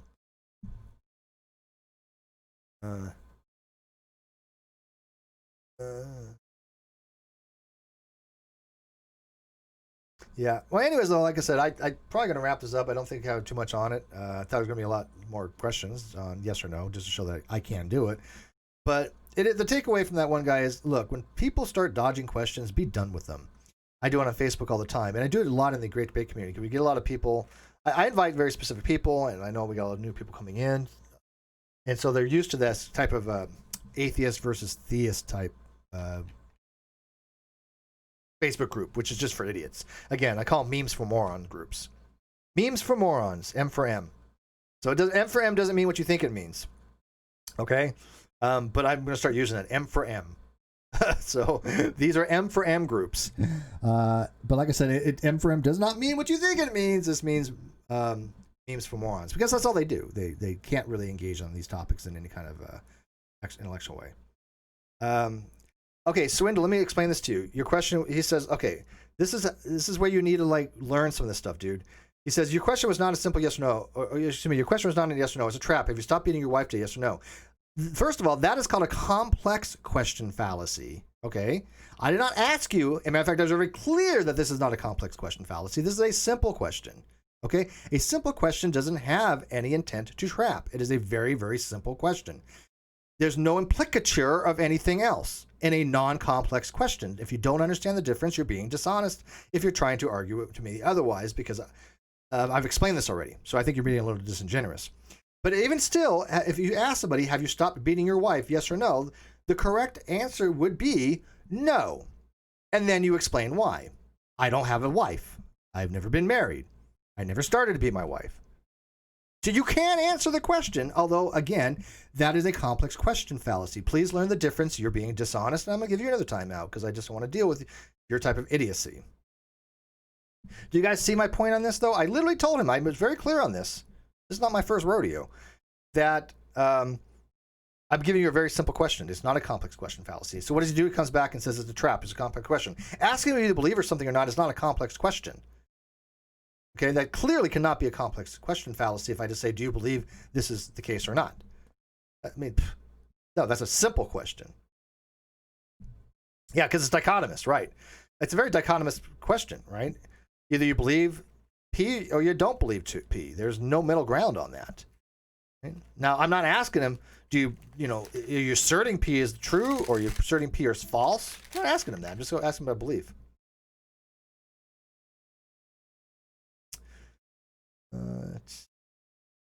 All right, I'm having fun, but I do want to get going. It's late. I'm going to play a little bit of Remnant probably, and watch TV.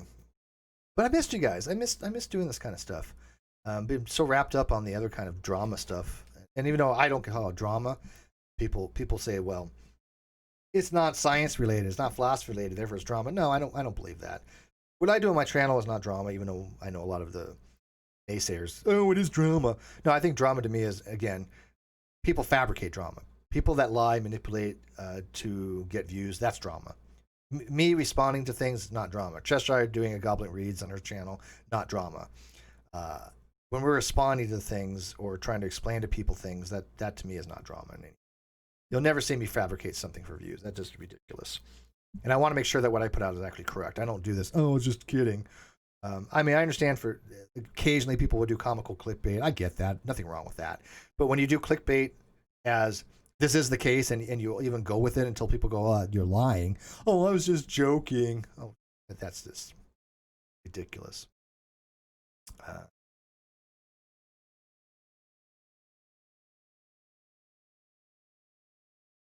Do you believe that this is a complex question? No.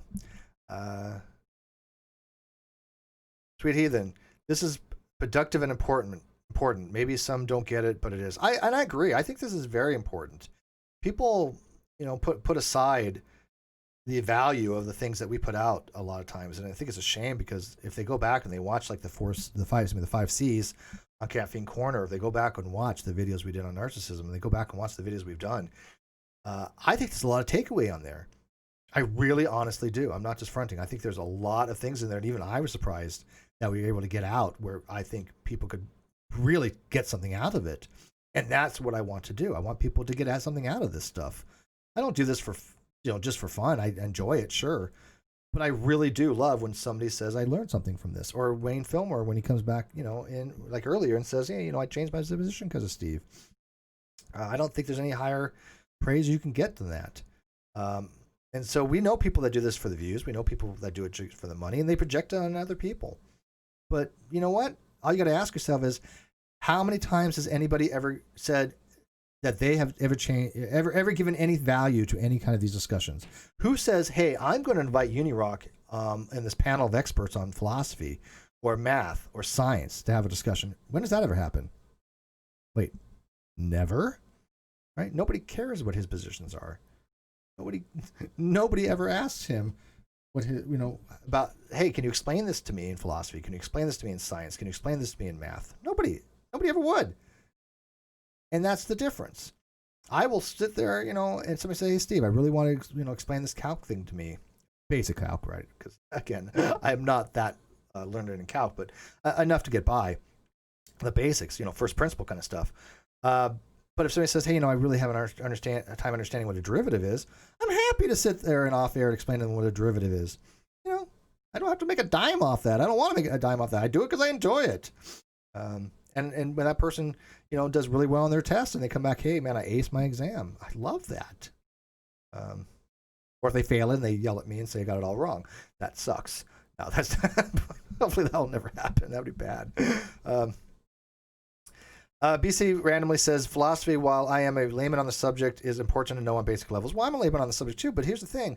I agree with you because I really get annoyed when people say, well, we can't scientifically demonstrate this and philosophy is all opinion, blah, blah, blah. They fundamentally don't understand that they're, one, using philosophy to make that statement. They're trying to use reason. But two, science is predicated on philosophy. Without philosophy, science would not work. I mean, the whole foundation of methodological naturalism is philosophy. Modal-dependent realism, philosophy. Scientific instrumentalism, philosophy. Scientific realism, anti-realism, philosophy. Falsificationism, philosophy.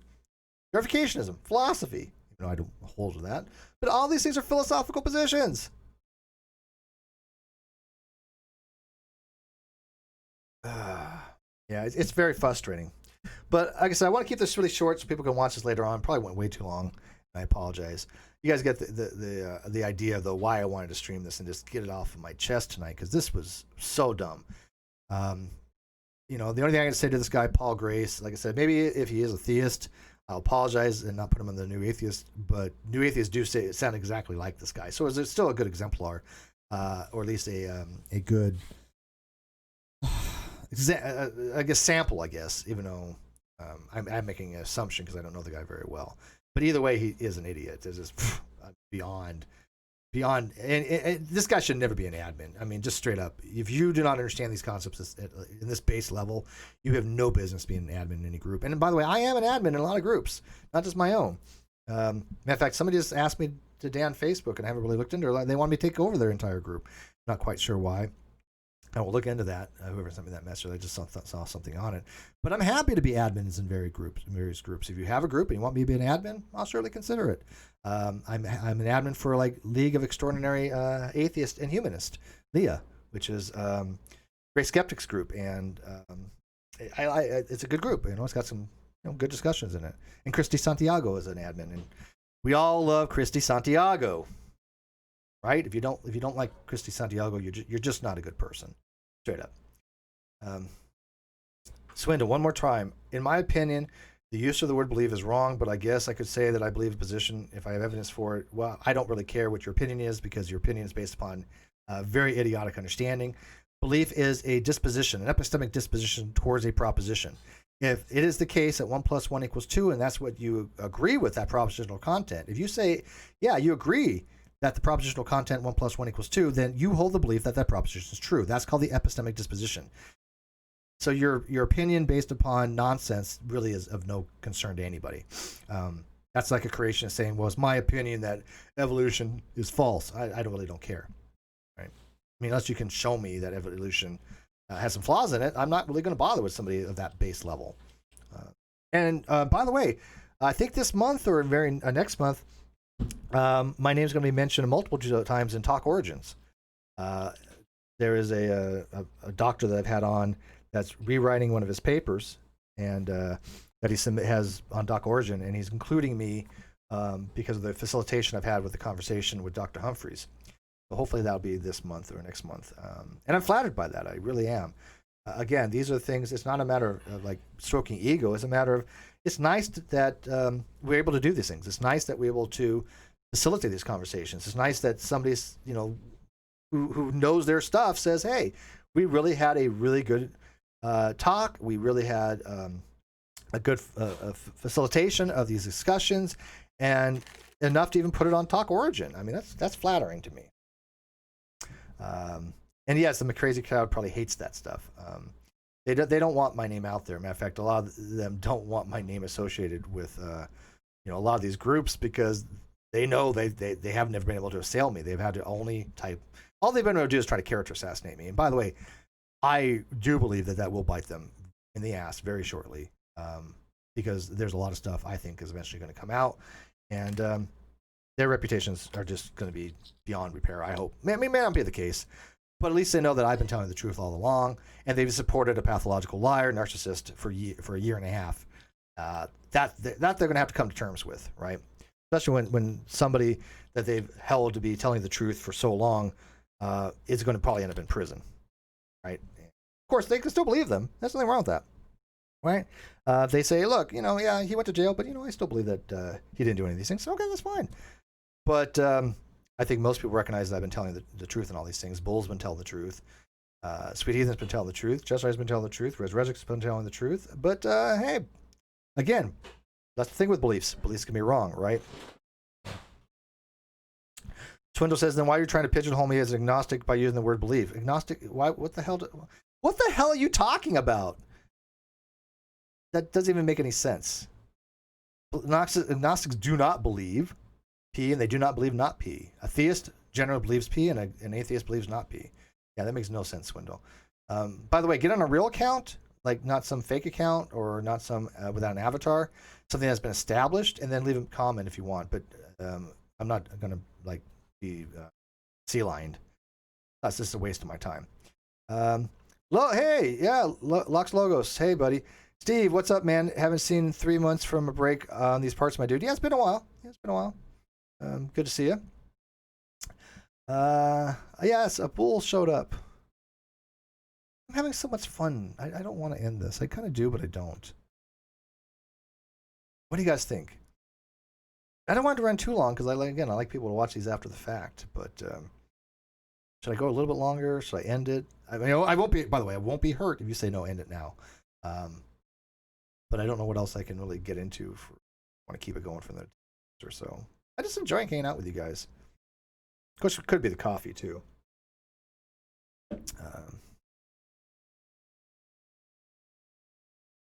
Sweetie says, I literally have no motivation to lie. Well, hey, first of all, you're a woman, so that's kind of a genetic DNA thing.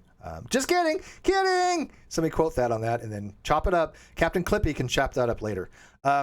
I can be wrong, but I don't have the F's to give a lie. Yeah, I don't. You would have no reason to lie. Bull has no reason to lie. I mean, that's just it.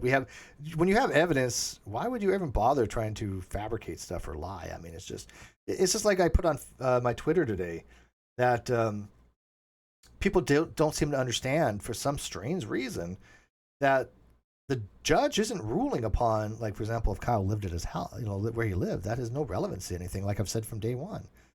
But they finally started to understand that because the judge said that. He was explicit about that. And we'll have that on transcripts Thursday or Friday. But they can't wrap their head around that. They've been wrong about this all the time. And who's been saying otherwise? Oh, me, an OPT lawyer, who, by the way, is an actual lawyer. Rez says, why not both? End this stream for the coherence and then start a new stream to hang out, chat game or something? I may be able to do that. I mean, if I do that, I'll just play in Remnant while people come in and have a discussion. You guys want to do that? Are you guys bored? That bored tonight? Do you just want to like hang out? And I'll have a beer and play Remnant while you guys like come in and talk. That'll be clipped and turned into a 6-hour hangout. Yeah, exactly. Yeah, Captain Clippy.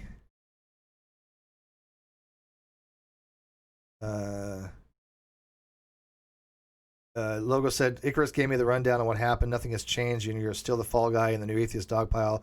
The shit out of you. Yep, absolutely. And yeah, here's the thing, Logos. I still have offered for any of them to challenge me on it. And, people say, well, you did a debates on modern day debate with like Snake is here and stuff like that. And you didn't really present much. Well, there's a reason for that. And this is, again, I'm not blaming James for this. I'm just saying there's, I think, miscommunication a lot on that channel. He was supposed to come in and disprove my position, right? He was supposed to come in and assail my position. And in order to do that, I don't have to do a damn thing. It wasn't me arguing against him with my arguments. I wasn't prepared for that because that wasn't the topic of the discussions. He said that he could show me to be wrong. Okay, great. I don't have to do a damn thing. If you say you can show me by wrong, I'll just sit here and listen to you. And let's see if you can do it. I have no onus to do a damn thing if that's the case. And so that's why I didn't present anything during my discussions with Snake is here on Modern Day Debates channel, because that's what I said the discussion is going to be. But of course, things get changed and twisted. But you guys know, obviously, if I want to present an argument with actual evidence, it's easy, trivial. Like I'll document it on my webpage. Oh, you're playing Divinity 2? See, here's the thing. I love Divinity 2 Original Sin, but I gotta tell you, dude, it really sucked because like I said, people know I'm frugal in real life, and I'm also frugal in games too. So I hoarded everything, right? I did not want to use any potion. I went through the whole game or anything like that without really using much of the consumables.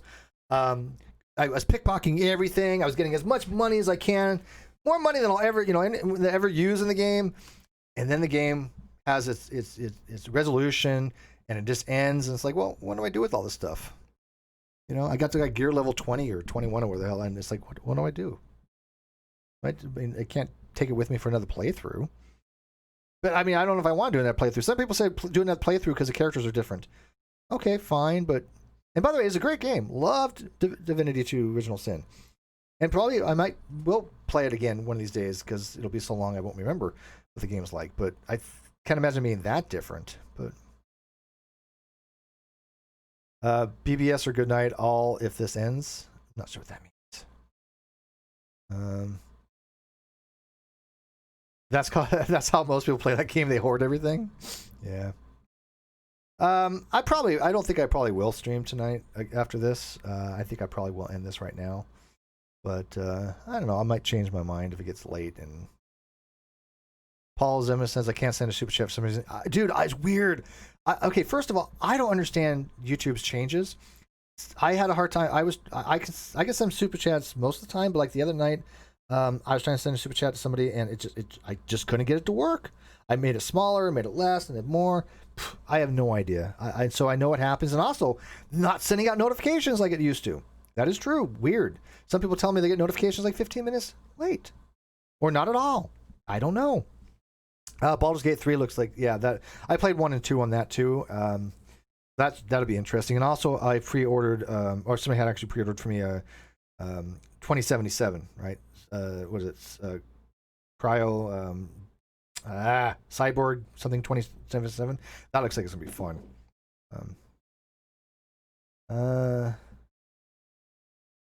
But you know, Paul, I do have, you know, if you don't send a super chat, I got PayPal, and I very rarely mention my PayPal. This is like very rarely. But if you want to have donos for what is it? No, I'm sorry. If you want to have drama for donos, I need vape juice and Red Bull. I have a PayPal in my video description, and I'll read out your chat if you do that. If you want to send it via PayPal, that's fine too. Or become a member. Oh yeah. Oh, actually, you already are a member. Thank you, Paul. But yeah, I don't know why the super chats don't work sometimes, but I know they don't. It's really, really bizarre. Cyberpunk, yes, Cyberpunk 2020. That's what I was thinking of. I probably should check my mail just in case. Let's see here. Anything in my mail?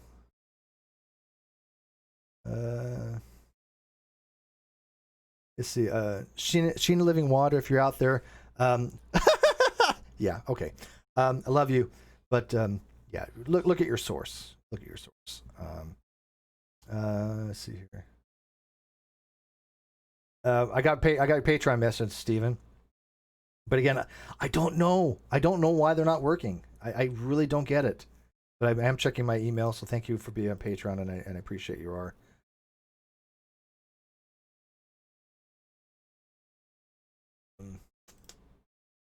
But yeah, it's fine, Paul. It's quite all right. Like I said, a lot of people don't get. I really just like doing these things, but I do appreciate the membership and the super chats and the PayPal.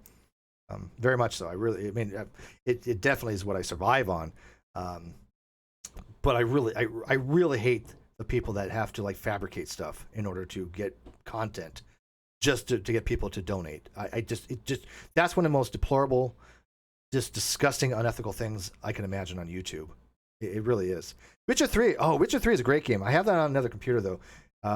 That the CPU went out, not the CPU, the CPU fan went out, so I got to fix that because I want to finish. I got to the very end of Witcher 3, and I haven't finished it. But that is one of the best games I've ever played in my entire life. Seriously, without a doubt, Witcher 3 is a freaking masterpiece, 5-star game. Now, is it absolutely perfect? No game actually is. I mean, it has a bug here or there or whatever, but I mean, it is a really amazingly well-developed game. And the dialogue, holy cow, man. I think they spent 3 years on that damn dialogue. Yeah, it's such a great game. Oh,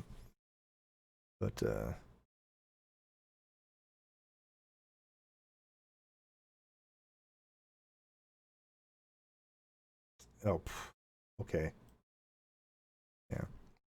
Yeah, fake stuff. Well, you know what's so funny is all these people making fake accounts and fake me's, and there's another person that I propped up recently making a fake Steve McRae, and yet, you know, they try to make us to be out the bad guys, right? They're the ones that actually dox people. They're the ones that actually harass people. They're the ones that actually say really just morally reprehensible things, and they project it on other people.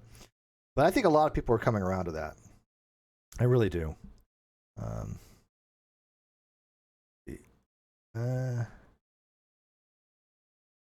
Logo says, what pisses me off is that here you're trying to make an honest living on YouTube with you raising your daughter as well, and Atheists give you shit left and right, leave them alone. Well, I mean, technically, you know, I don't have my daughter as much as I would like, you know.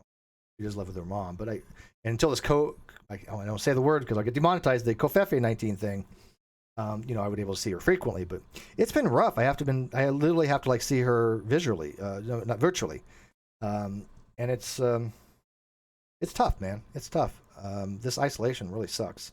But it was real nice the other day because I was actually, I don't put my daughter on air for obvious reasons, but Cheshire knows my daughter, and they were actually having a nice discussion, and I really enjoyed that. I really was like, this is sweet. This is nice. And yes, by the way, one of these days she will probably she probably will get into all this stuff, and she will surprise people because she's a lot like me, doesn't take any crap. Yeah, I call it Covfefe. Just because if you say the word, you automatically get demonetized for some reason, I guess. I don't know.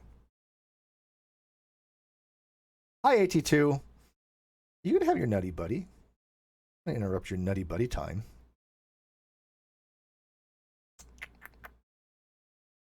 I upgraded my PC a few months ago and couldn't get Witcher 3 above 12 frames per second. Really? No, I had it was really good on this. Now, this computer system I have, this one helped Bulliner and Landon helped me get. It is amazing. I mean, it's a screamer. I put it on Ultra and I don't even have any problem on like Remnant or any other game. It gets a little warm, but that's not a big deal. That's expected for a GPU. But yeah, I haven't had any issues. It is a beast, man.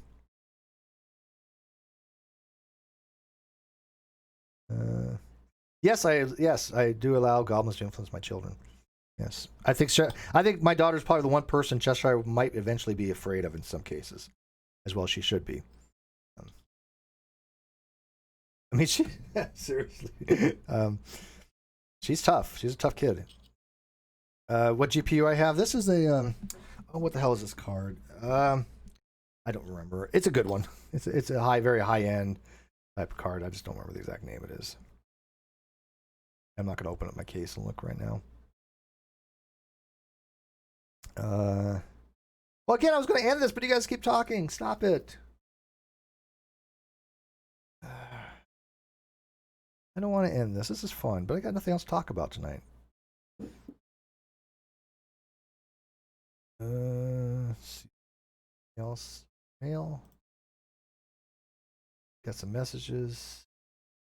Yeah, and I'll just leave this out there. Look, when you have somebody, here's a good rule of thumb, and I don't even think we need to even talk about this in Caffeine Corner. It's so obvious that I can't even imagine us having to do an episode on it. But if you have somebody that has repeatedly lied to people, whether they're claiming things are a joke or a troll or whatever, and they tell you something, the best part of reason is to probably say there's a high likelihood they're lying to you again, right? Now, you can't say that they are, because that would be an argument for ignorance if you say that, they're lying to me because they haven't been shown they'd be telling the truth. But if they have no credibility, then probably what they're telling you is BS, right? It's going to be probably that the case. Yeah. Jacko says, do you think you ought to take a more even approach to dealing with atheist topics? Seems like you could have more praxis if you weren't so hostile sometimes, Steve. Dude, I've been doing this for how many years? I didn't start off this way, man.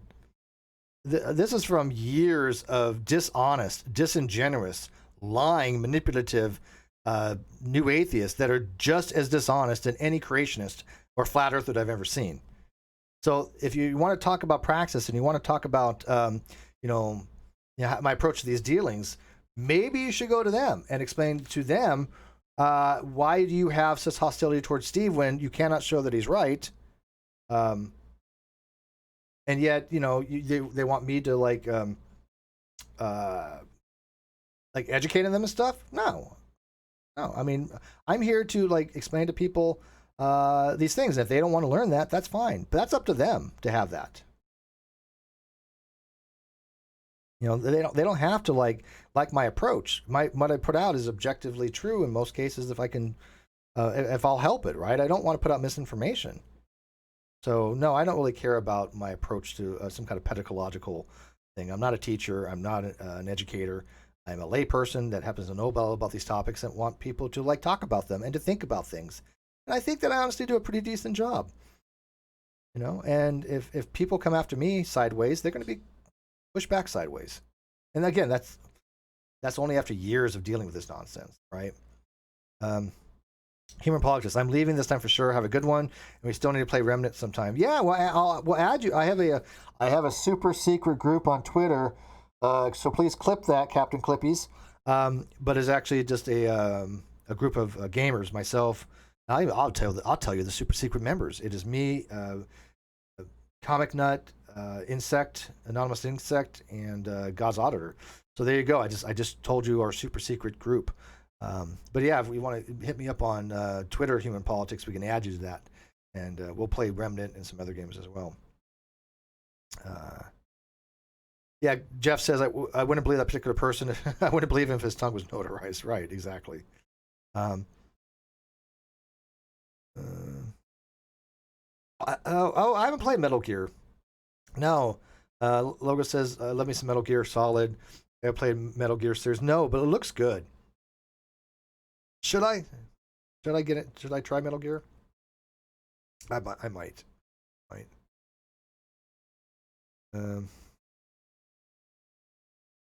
Secret Twitter. Yeah, it's like they have secret evidence. No, we just call it evidence. You know, just because it's not released to the public doesn't mean it's secret. But it is comical. I will tell you this: watching people fill in the blanks with narrative, and I love that word. And yes, Steve uses the word narrative, yeah, because that's an appropriate word. But I love watching, and Ruhiv loves watching, and Reds loves watching. People fill in the blanks with so much misinformation and BS merely because they have no idea what's actually going on. You know, one of those things where you sit back and you happen to know what's actually going on, but then you watch people that are just stumbling in the dark with the most nonsensical rhetoric that's absolutely wrong, and you're like, God, these people are stupid. I mean, just flat out dumb. Flat out dumb. But here's the thing. I'll ask you one last question before I end this. No, I have not played Monster Hunter, but I know of the game. Red says, I need someone to tell me about Remnant. I'm not convinced. It seems like a waste of time when I could play Warframe, which is a game that does everything Remnant does, but better. Well, I don't know. I've never played Warframe, but Remnant was a free game, and I probably wouldn't buy it. I'll probably get the downloadable content, which is Swamps of Corsia and Subject. Was it 2933 or whatever the hell it is? Would I have bought in Remnant? I don't know. Not for $40, for 20 possibly. I liked it a lot, and I got a lot of use out of it, so I don't mind that. And I do like the game enough to get the DLCs, which is the whole point of them giving the game free, right? That, hey, you like the game? You know, it's normally $40. We're gonna give it to you free, but you got to download the DLC, which I've heard, by the way, the Swamps of Corsica is not worth downloading, but maybe I'll wait for that to go on sale because it just makes the adventure, because it gives you the adventure mode and survival mode. And I don't really care about survival mode. Gwyn says, I think you are simply honest. Certainly you can be more empathetic to them, just like you have been to me about Kyle. Well, here's the thing, though. I like you. I've actually had conversations with you. You and I have actually had FaceTime, and I have a rapport with you, right? You have demonstrated yourself to be an honest person. I don't have any reasons to think that you're disingenuous when you ask me a question. You want to know something, and I tell you. But I don't give that to everybody when they just come at me so sideways. I just think that they're just being either a contrarian or a sea lion. But I try to most win. I really do. But there is a point where even I go like this guy, this whole Paul Grace dude from this admin from this group. This guy is just straight up ignorant, right? I mean, what am I supposed to give him as a principle of charity? That he's pretending to be the stupid? I doubt that. I think that the natural assumption would be this guy really is this incompetent. Let's see here, but okay. So what was I going to leave you guys with? I thought, God darn it, darn it. Wasn't that important? But I was going to leave you guys with something, and I totally forgot what it was. Ah, bummer. Yeah, I don't remember. Yeah. Anyways, it's not coming to me. Um, it's just basically something probably along the lines of when you hear things from people that are constantly dishonest, they're pretty much lying to you continually. Um, don't believe anything you hear. It's crap. I'm not addressing what a lot of people say that are that dishonest, because all they want you to do is call it out. But it's like, this is stupid. I mean, this is so dumb. I'm not even bother. All right. Anyways, guys, this was fun. Thank you for watching. Please leave a comment in the video description what you think. I appreciate all the people that have become members, and I appreciate all the Patreons, members, and super chats. Very much support this channel. I don't push them as much as I should, because I suck at it, my self-promotion, and I am well aware of that. I will be having to probably more in the next probably couple weeks. I don't have Over and Under with Chris. He's a little bit busy for the next couple weeks, and there's a lot of stuff going on, and I'm going to be putting out content. Like I said, you guys, I think, liked the whole life after death thing, or the whole near-death experience thing. I want to get more like that. It's just going to be a little bit rough the next couple weeks. I'm hoping by very early October everything is resolved. So, or at least first or second week of October should have everything resolved, and then that's just after that it's good game, and there's going to be a flood of videos and things I'm going to be making in blogs on the dishonesty of all these people that have been lying for a year, 2 years, 3 years, 4 years, and I encourage people to do the same, because they're just despicable people, just absolutely morally, ethically despicable people, and I'm glad that I have cultivated and cultivated you guys, and then culled the people that are just not people that want everything to do. I wouldn't do anything different. I don't want crappy people around. It just drags everybody else. That's one of the reasons why myself, Bull, and Reds get so much crap. We decided to leave a bunch of crappy people, and they've just gone after us for years after that. But that just demonstrates our point. They're crappy people. All right.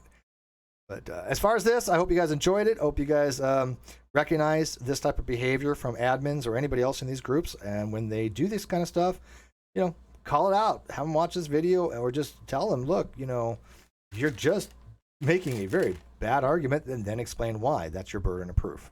And with that, guys, good night.